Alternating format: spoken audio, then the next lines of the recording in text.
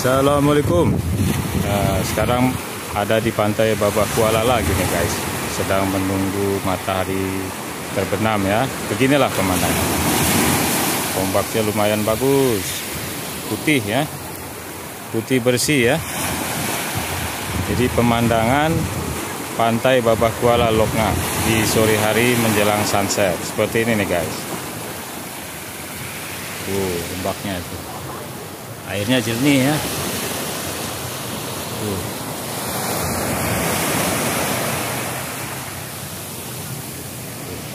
Putih bersih ya.